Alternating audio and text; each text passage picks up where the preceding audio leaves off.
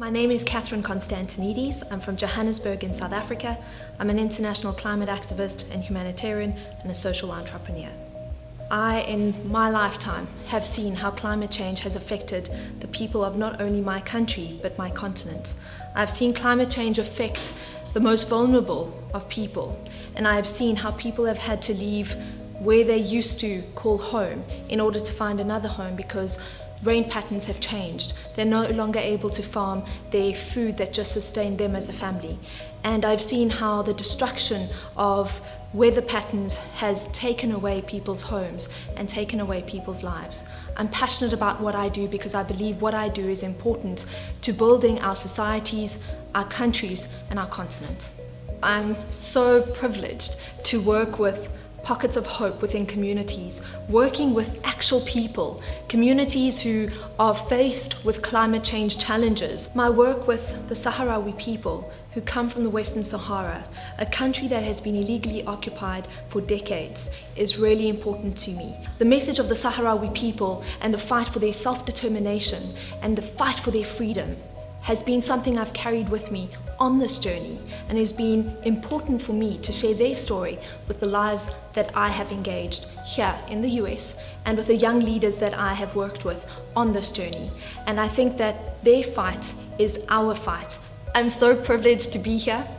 I think that the Mandela Washington Fellowship Program is a very unique opportunity for young leaders across Africa to connect and to build bonds across the borders of our geographical locations.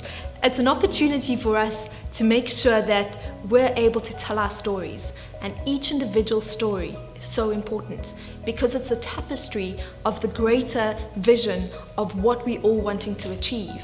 During my time here, I've been blown away by the female leaders that we have been exposed to, those women of great stature that are in the highest forms of leadership within the institutions that they work.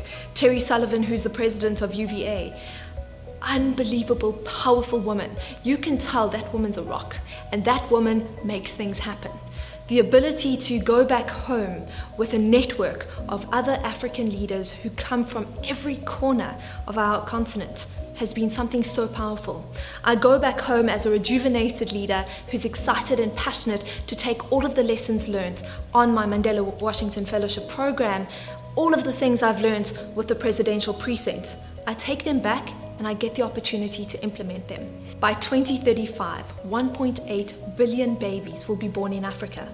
This frightful statistic means that 40% of the global world population will be living in Africa under the age of 30. A program such as the Mandela Washington Fellowship allows a platform for young leaders to connect, to understand how important it is to learn from lessons around the world, and especially lessons learned from an American history rich in struggle, pain, and determination. We need to take those lessons back and apply them in our own contexts.